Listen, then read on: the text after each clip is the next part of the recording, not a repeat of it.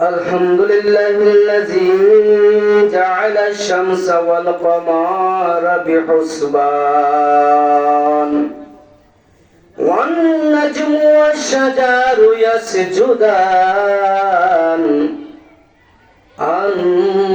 ففضل زمان على زمان كما فضل مكان على مكان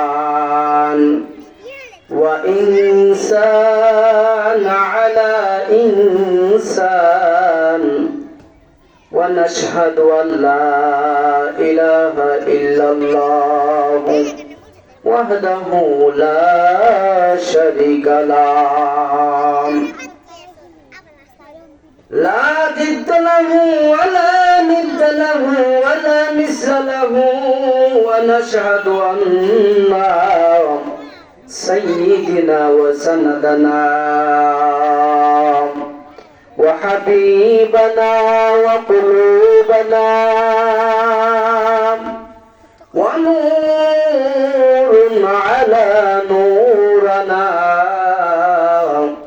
سيد المرسلين وعلى آل محمد صلى الله تعالى عليه وسلم أرسله بالحق بشيرا ونذيرا وداعيا إلى الله بإذنه وسراجا منيرا أما بعد فقد قال الله تعالى في كلامه المجيد وفي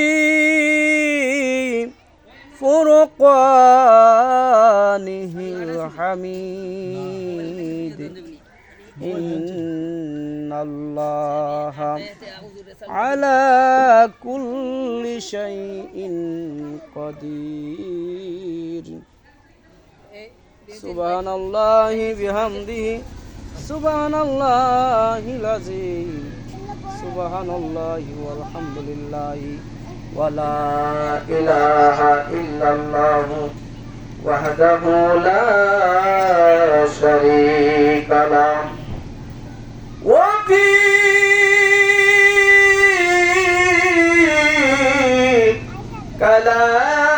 كلامه المجيد وفي فرقانه الحميد أعوذ بالله من الشيطان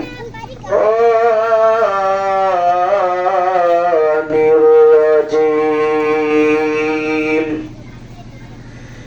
بسم الله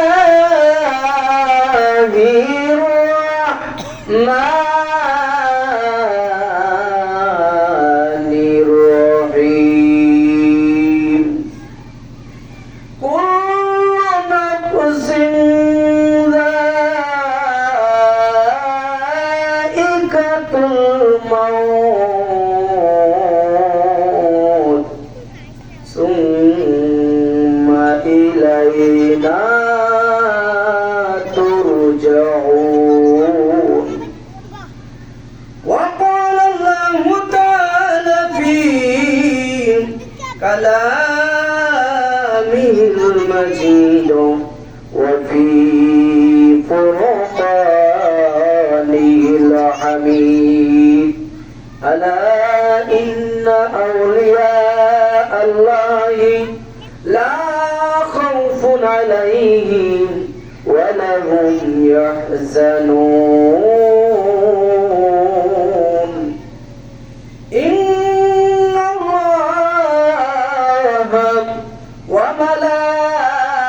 وملائكته يصلون على النبي يا أيها الذين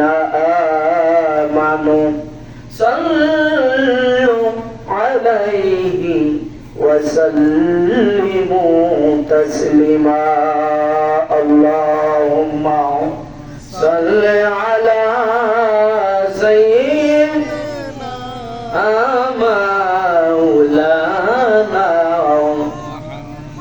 محمد وعلى آل سيدنا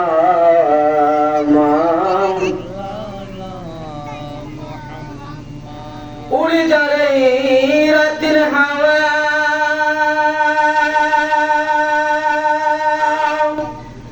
ওই যে সোনার মদিনা আরে মাহফিলের সালাম দুরূদ কইয়া নবীর পাক রওজায় আল্লাহুম্মা সাল্লি আলা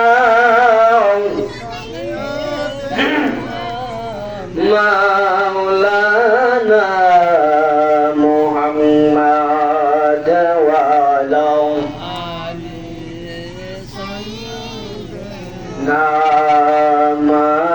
মাওলানা আরে কোথায় আছেন নবী আশিক এই মিলাদ মাহফিল চারিয়া আরে আপনার জন্য কান্দেন নবী গো আপনার জন্য কান্দেন নবীজি রওজা পাকে তাকিয়া আল্লাহুম্মা সাল্লাম মাশাআল্লাহ জবান খুলেন মাওলানা মুহাম্মদ ওয়া আলি সাইয়্যিদিনা মাওলানা আরে তোবা করো নামাজ পড়ো আমার খোদার হুকুম কায়েম করো আরে নবী দুরূদ সদাই পড়ো নবীর দুরূদ সদাই পড়ো সাল্লু আলা মুহাম্মদ আল্লাহুম্মা মাশাআল্লাহ মাশাআল্লাহ জবান বলেন মাওলানা আধওয়ালা আলি সাইয়্যিদিনা মাওলানা মুহাম্মদ ওই যখন তোমার ডাক আসিবে এ দুনিয়া চারিতে গায়ের জামা খুলে খুলে সাদা কাফন পরাবে আল্লাহুম্মা সাল্লি সাইয়্যিদিনা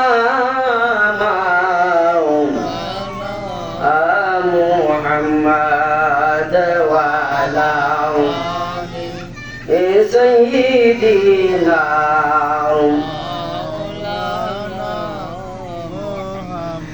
ডাইনে মাটি বামে মাটি মাটির হবে বিছানা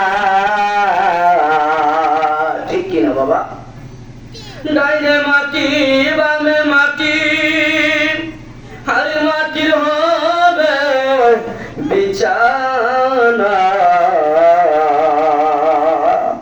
উপরেতে বাঁশের সানি উপরেতে বাঁশের সানি এটাই মোদের ঠিকানা আল্লাহুম্মা সাল্লি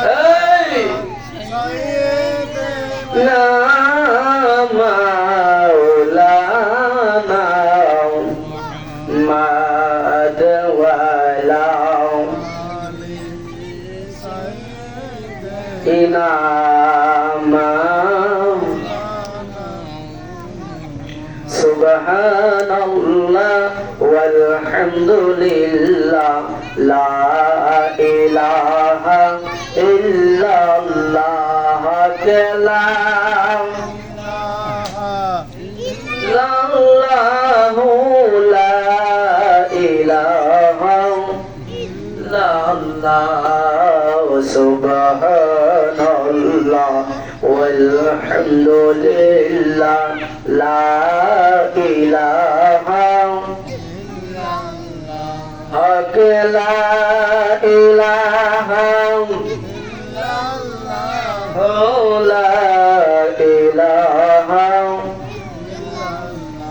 ও তুমি বাঁচাও তুমি মারো অবিরত আল্লাহ ক্ষমা করো তুমি বাঁচাও তুমি মারো অবিরত মালিক ক্ষমা করো যাকেই দরার তাকেই দরা যাকেই দরা আর তাকেই দরা তুমি মেহেরবান ওগো আল্লাহ সুবহানাল্লাহ ওয়ালহামদুলিল্লাহ লা ইলাহা ও তোমার রিজিকে পড়ে অবাক হই আমি কেমন করে তোমার রিজিকে পড়ে অবাক হই আল্লাহ কেমন করে কোনো বাসা খুঁজে না পাই কোনো বাসা খুঁজে না পাই সুকুন বুঝার করার অগুল্লাহ সুবহানাল্লাহ ওয়ালহামদুলিল্লাহ লা ইলাহা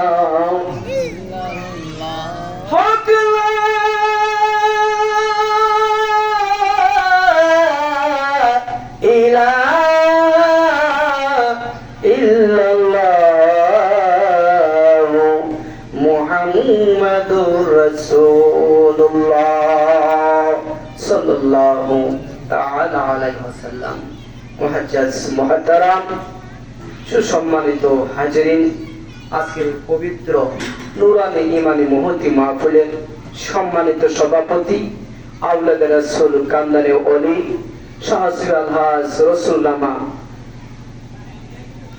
আলহাজ সৈয়দ নাজিরুল নাসমাল কাদরি চিশতি নকশবন্দি মুজাদ্দিদি ফান্দকি হুজুর রহমাতুল্লাহ আলাইহি সুযোগ্য সাহেবজাদা ফিরে কামালে মুকাম্মেল শাহসিব আলহাজ মুফতি সৈয়দ সালেহ আহমদ মামুন সাহেব পীর সাহেব ফান্দক ঐতিহ্যবাহী দরবার শরীফ মাদ্রাজিল আলী। আজকের এই মাহফিলে যিনি এশারের পর করে মাইক হাতে নেবেন, ওয়াজ নসিহত আপনাদের আমাকে শোনাইবেন, আমার মুর্শিদ কেবলার অত্যন্ত আদরের স্নেহের যিনি দীর্ঘদিন যাবৎ এই ময়দানে কাজ করেছেন আমার হুজুরের সাথে, মাহফিলে মাহফিলে গ্রামে গ্রামে সারা বাংলার আনাচে কানাচে ঘুরেছেন, হযরত মাওলানা হাফেজ আব্দুর রহমান সাহেব মাদ্রাজিল আলী। আজকের এই মাহফিলে যিনি আরো ওয়াজ ফরমাইবেন সারা বাংলা আরব সৃষ্টিকারী মুফাসসিরে কুরআন মুজাহিদে মিল্লাত হযরতুল আল্লাম হযরত মাওলানা ওয়ারি উমাইল কবির সাহেব সিনিয়র শিক্ষক ফান্দক মদিনাতুল আলী মাদ্রাসা মাদ্রাজিল আলী ওয়া ফি ইলমিহি ওয়া ফি হায়াতি বারাকাতিহি মাহফিল উপবিষ্ট আমার মুরব্বী বাবারা, যুবক ভাইয়েরা, পর্দা নিশি মা বোনেরা, যাদের অক্লান্ত পরিশ্রমে আজকের এই বেহেশতের বাগানটুকু সেজেছে, আজকের এই মাহফিলে যারা অক্লান্ত পরিশ্রম করেছে আমার বাবা সাইদ মিয়া, আজি সাইদ মিয়া সাহেবের সাথে প্রত্যেকের নামে আমি স্মরণ করছি এবং প্রাণ ভরে দোয়া করছি। আল্লাহ পাক প্রত্যেকের দান করাকে আমার মুর্শিদ কেবলা বলতেন, যারা ইরশাদুল সাহাবের মাহফিলে একটা বন আগ্রহে যারা সাহায্য করবে, আল্লাহ পাক যেন তাদেরকে আসরের ময়দানে যা দান করে। সুবহানাল্লাহ। আমি সে আমার মুর্শিদ কেবলার সুন্নাত থেকে আমি দোয়া করতেছি, আমার বাবা হাজী সাহেব মিয়া সাহেবের সাথে যারা এই মাহফিলে যারা 1 টাকা দিয়েও সাহায্য করেছে, একটা কথার দ্বারা, একটা ড্রেসকে আগলে দিয়ে অথবা একটা পরামর্শ করে যারা এই মাহফিলে যেভাবে যারা সহযোগিতা করেছে বা করবে, আমি প্রত্যেকের জন্যই এই মাহফিলের সূচনা লগ্নেই আমি প্রাণ ভরে দোয়া করে দিচ্ছি, আল্লাহ পাক তাদের ইহজগৎ পরজগৎ উভয় জগৎকে শান্তময় করে দেয়, কল্যাণময় করে দেয় এবং আসরের ময়দানে আমার মসজিদ কেবলার সামিয়ানা নিচে ছায়া করে আমার নবীর কদমে জায়গা করে আল্লাহুম্মা আমিন। যারা হাজিরিন, আমি ভূমিকাটা লম্বা করতে চাচ্ছি না, কারণ অল্প কিছুক্ষণের মধ্যে এশারের আজান পড়ে যাবে, ঠিক কিনা? তাই আমি আমার আলোচনার মূল পর্বে চলে যাচ্ছি। আমি সূচনা লগ্নে কুরআনুল কারীমের সূরাতুল আনকাবুতের 57 নম্বর আয়াত, আল্লাহর কুরআন মহাগ্রন্থ, এই আসমানি কিতাবের মধ্যে আমার আল্লাহ পাক 6666 খান আয়াত, মতান্তরে 6623 খান আয়াত এই কুরআনুল কারীমের মধ্যে রয়েছে। আরো ওই কুরআনুল কারীমের মধ্যে ধারাবাহিকভাবে আল্লাহ তাআলা রব্বুল আলামিন 114 খানা সূরা আমার হাবিব কামলিওয়ালা মাদিনাওয়ালার উপরে নাযিল করেছেন। কিছু সূরা মাক্কি আর কিছু সূরা মাদানী। এর মধ্যে আমি যে সূরাটুকু তেলাওয়াত করেছি, ওই তেলাওয়াতকৃত সূরাটা হচ্ছে সূরাতুল আনকাবুত, সিরিয়াল নাম্বার হচ্ছে 29 নম্বর সিরিয়াল, আয়াত নাম্বার হচ্ছে 57। ওই সূরাটা নাজিলকৃত ভাবে হয়েছে মাক্কি সূরা। চিৎকার করে বলি সুবহানাল্লাহ। ভাই বাবা বন্ধুগণ, মহাগ্রন্থ আল কোরআন, যেই কোরআনের এত বরকত, যেই কোরআনের এত রহমত, আমার নবী বলেন, ও দুনিয়ার মানুষ, আল্লাহর কোরআন এত বরকতময়, এত পূর্ণ বই, এত রহমতপূর্ণ কোরআন, যেই ঘরে কোরআন থাকবে ওই ঘরে আল্লাহ পাক রহমতের ফেরেশতা দিয়া ওই ঘরে আল্লাহর কোরআনকে হেফাজত করে। সুবহানাল্লাহ। শুধু তাই নয়, আল্লাহর কোরআনের কত দাম, আল্লাহর কোরআনের কত ইজ্জত। যে হাফেজ কোরআনুল কারীম মুখস্থ করেছে, হাদিস শরীফের মধ্যে রয়েছে, একজন হাফেজ যদি হক্কানি রব্বানি হয়, ওই হাফেজটা যদি কুরআনুল কারীম মুখস্থ করার পরে সে আমার নবীর তরিকার মধ্যে থাকে, ঈমানদার হয়, মুত্তাকি হয়, ওই হাফেজটা আসরের ময়দানে আল্লাহ পাক তার ফরজ, তার মর্যাদা তুই বুলন্দ করে দিবেন। রে বাবারা, ও আমার মহাজ্ঞানের বাবারা, বন্ধুরা, একটু কান লাগায় শুনেন, হাফেজুল কোরআনের কত দাম, কত ইজ্জত।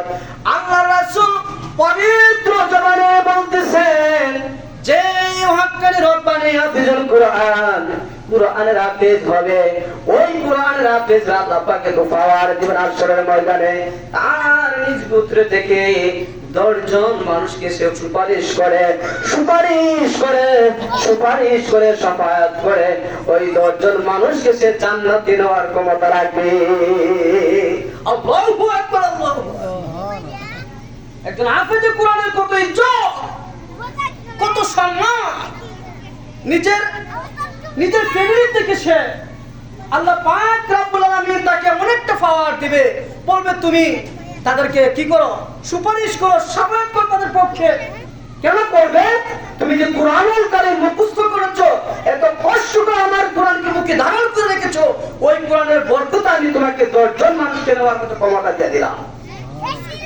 ওই হাফেজের কোরআন সে 10 জন মানুষকে জান্নাতে চলে যাবে। সুবহানাল্লাহ। তাই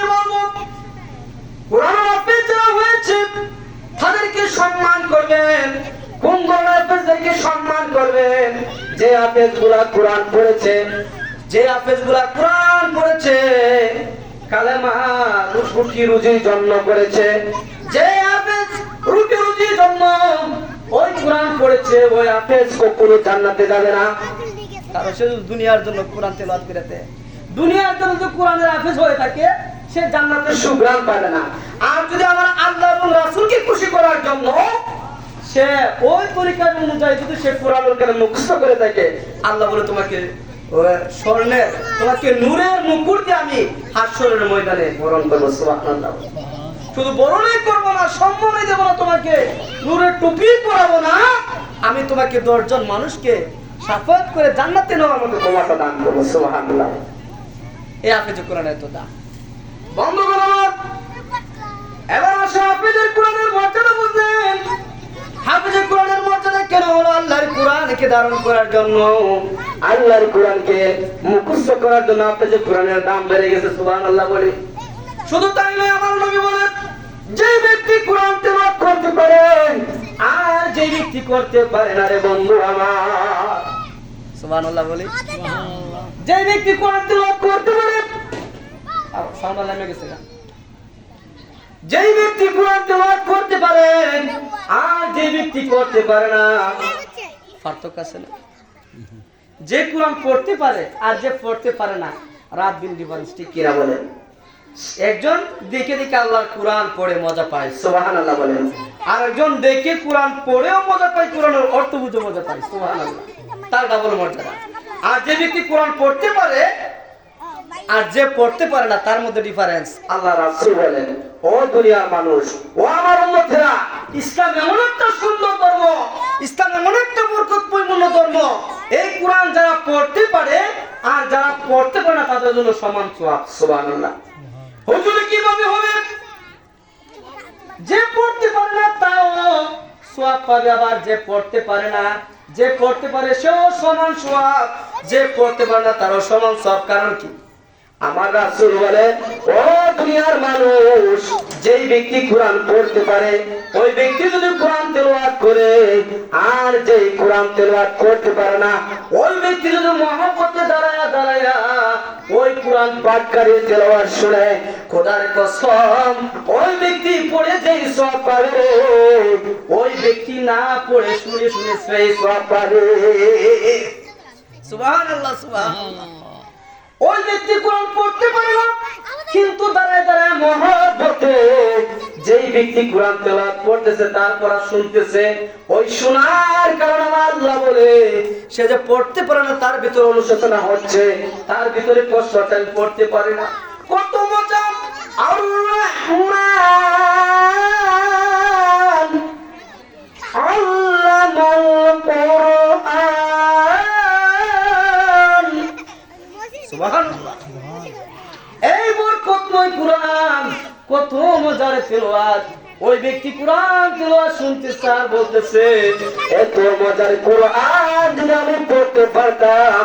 ওই ব্যক্তি দাঁড়ায় দাঁড়ায় কোরআন পাঠ করনাওয়ালার পড়া শুনে আর মনে মনে অনুশোচনা করে আল্লাহ বলে, ওই কোরআন পাঠকারী যে সওয়াব পড়তে পড়তে পাইতেছে রে বান্দা, তুমি যে দাঁড়ায় দাঁড়ায় অনুশোচনা করতেছ তুমিও ঠিক তদ্রূপ সওয়াব পাইতেছ। সুবহানাল্লাহি বিহামদি। সুবহানাল্লাহ। এই কোরআনের এত মর্যাদা। শুধু তাই নয়, এই কোরআন যে বিষয় যেটার উপর রাখা হয় আমরা পড়ি, একটা রেল কাঠের, ঠিক কিনা বলেন? এটার মধ্যে দেখবেন আমরা চুমুকাই। একটা গিলাপ বাজারে 60 টাকা গজের একটা গিলাপ, এটা দিয়ে আমরা কি বানাই? ফ্যান বানাই, শার্ট বানাই, কত কিছু বানাই। ওই ফ্যানের মধ্যে শার্টের মধ্যে আমরা জীবনে একবার চুমুকাইলাম না। কিন্তু যে গিলাপটা 60 টাকা গজের একটা কম দামি গিলাপ, ওই গিলাপটা কুরআনুল কারীমের মধ্যে যেই মাত্র লাগাইলাম ওই গিলাপটা দামি হয়ে গেছে। সুবহানাল্লাহ। তাহলে আল্লাহর কোরআনের দাম আছে না নাই? আল্লাহর কোরআনের দাম শুধু দুনিয়াতে না, আল্লাহর কোরআনের দাম লাউহে মাহফুজ পর্যন্ত। আমি ওই দিকে যাচ্ছি না, ওই কুরআনুল কারীম থেকে আমি আব্দুল আজিজ একটা আয়াত তেলাওয়াত করেছিলাম, সূরাতুল আনকাবুতের 57 নম্বর আয়াত। ওই আয়াতের মধ্যে আমার আল্লাহ তাআলা বলেন, আউযু বিল্লাহি মিনাশ শাইতানির রাজিম। বিসমিল্লাহির রহমানির রহিম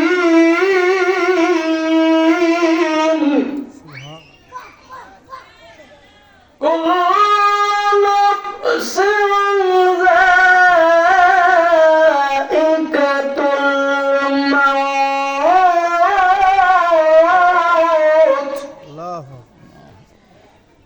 ثم إلينا ترجعون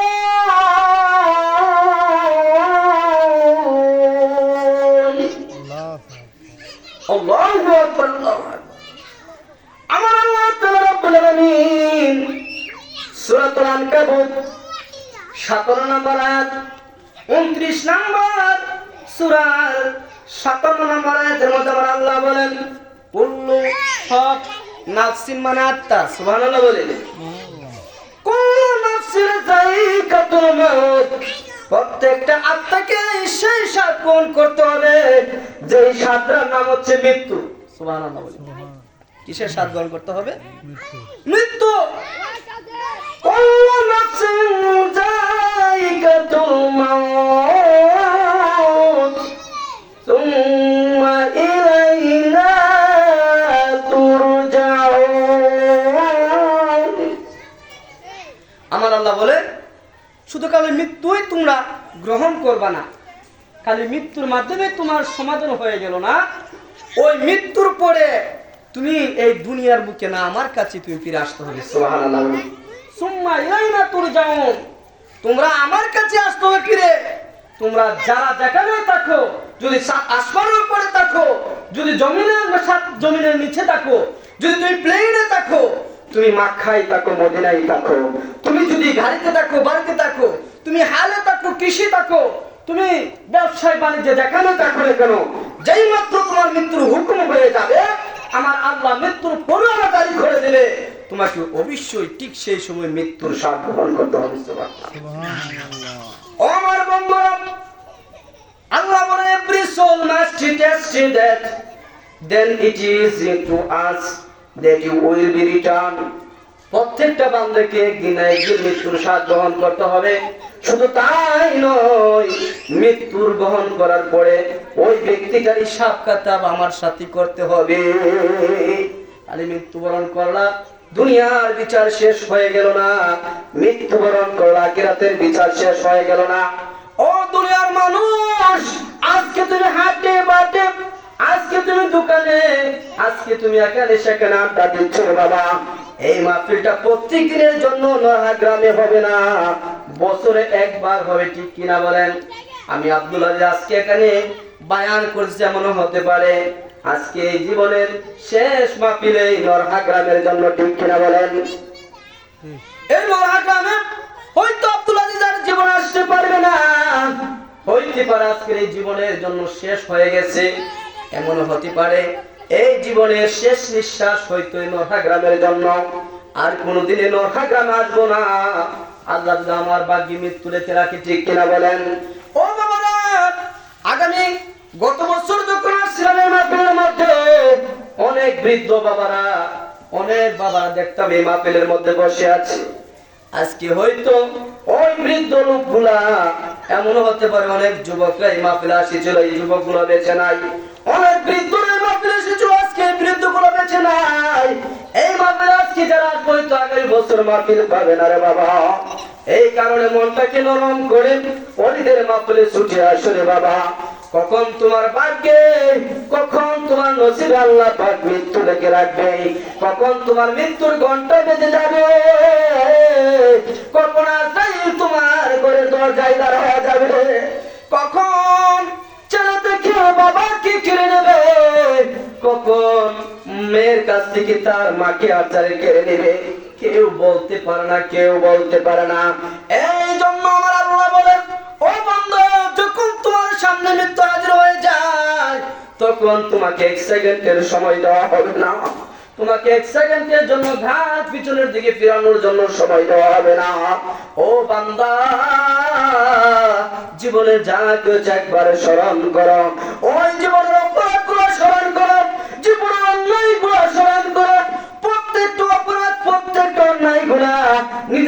করে ধারণ করে মাহফিলে চলে আসো। হইতে পারে আজকে এই মাহফিলের প্রাঙ্গণকারী পিসাবের হাতে তওবা করাটা আপনার জীবনের শেষ তওবা হয়ে যাবে।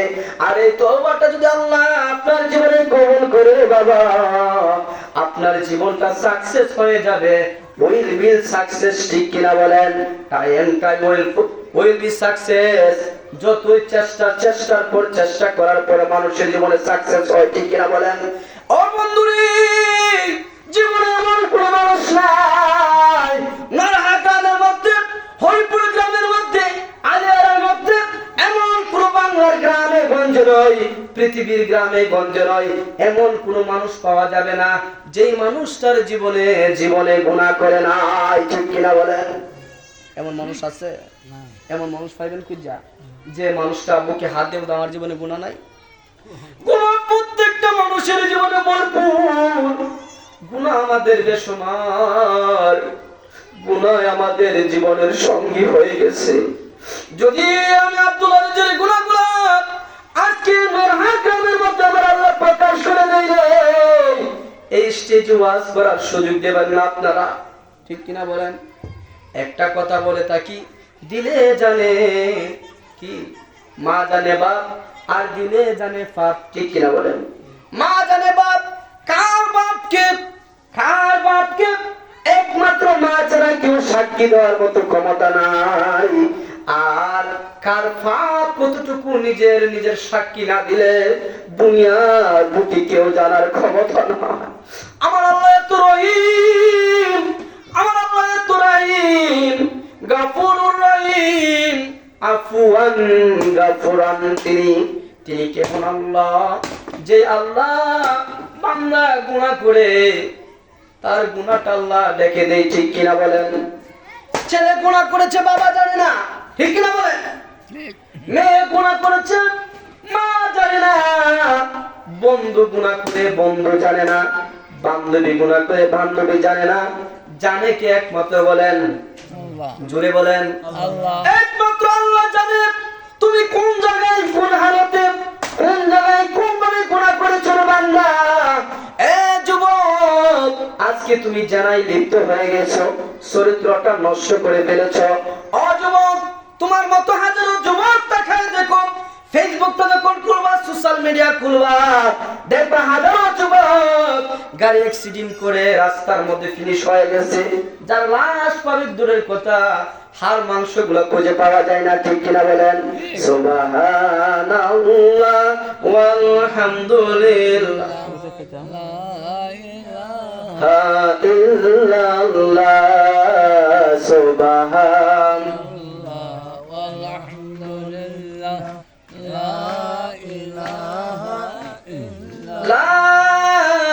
ইলাহা ইল্লাল্লাহ মুহাম্মাদুর রাসূলুল্লাহ সাল্লাল্লাহু আলাইহি সাল্লাম। এ যুবক, ও নরহাকানের যুবক ভাইরা, এদিক সেদিক সময় বের করো, চিপাই তুমি সময় বের করো। মনে করো তোমাকে কেউ দেখে না, তুমি গুনাহ করো। ও যুবক, একজন দেখে তিনি কে? ওই আল্লাহ তোমাকে যেদিন ধরবে সেদিন কেউ ছাড়াইতে পারবে না। আল্লাহ ধরে কি ধরে না, কিন্তু আল্লাহ ধরলে কাউকে ছাড়ে না, ঠিক কিনা বলেন? আমার মাওলা এত রহিম। ও যুবক বার, একটু হুঁশিয়ার হয়ে যাও, সাবধান হয়ে যাও।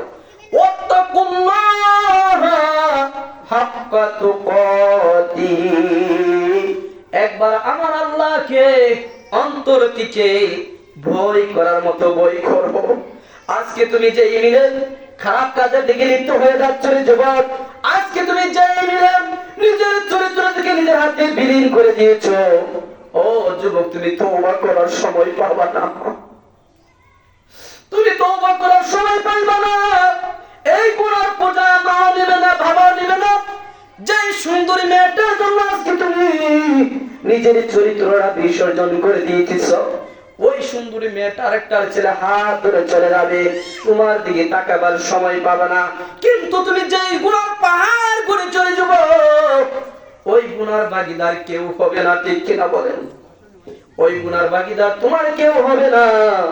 আমার আল্লাহ বলেন যখন মৃত্যুর সময় এসে যায়, যখন গলার মধ্যে গের গের গের গের আওয়াজ করে সাকারাতে, ওই সময় যদি যুবক তুমি 1000 বার না কয়েক লক্ষ বার তওবা করো, আমার আল্লাহ বলে সেই তওবা আমার দরবারে কবুল হবে না।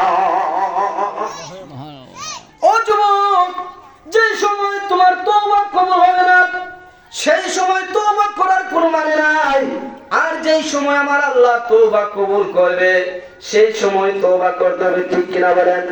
সময় তাকিতে ধরে তোরি, সময় তাকিতে ধরে তোরি, নইলে ডুবিবে অতুলে, নইলে ডুবিবে অতুলে, পাইবে না কোনো কিনারা, পাইবে না কোনো কিনারা।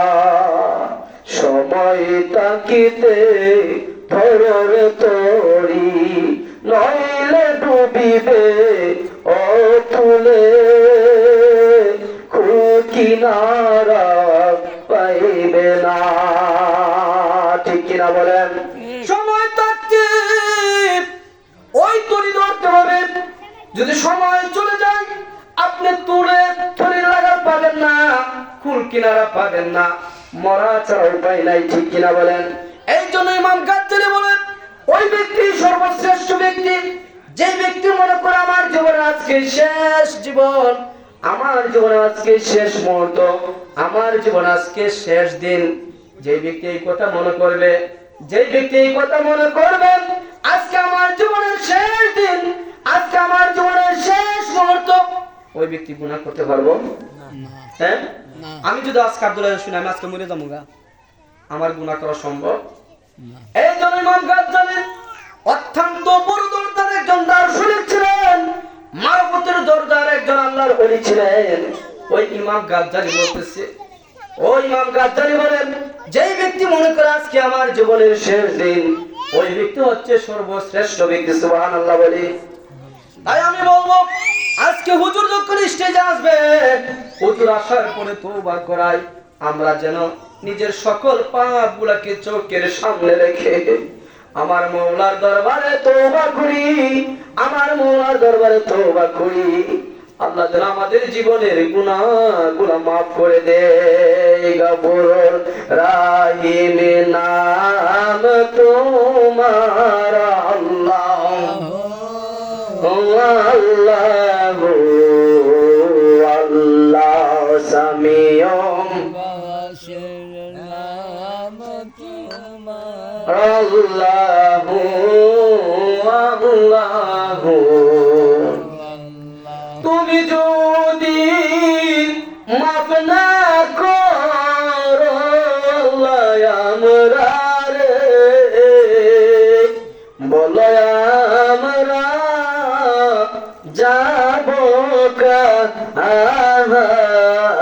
দুয়ারে, বলো আমরা যাব কার দুয়ারে। আল্লাহুম্মা সাল্লি মুহাম্মাদ ওয়া আলা আলি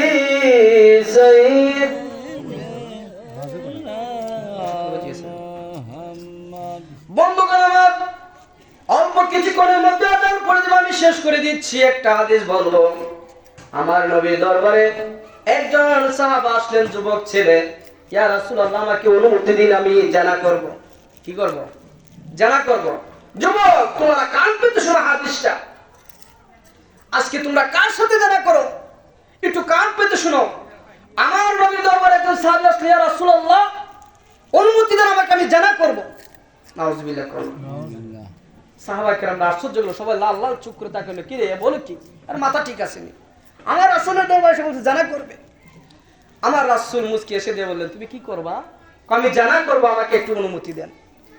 নতুন নওজোয়ান, নতুন ইসলাম গ্রহণ করছে, ইসলামের নিয়ম কানুন বুঝে না, সে বলল, হুজুর আমাকে অনুমতি দেন, আমি জানা করতে চাই।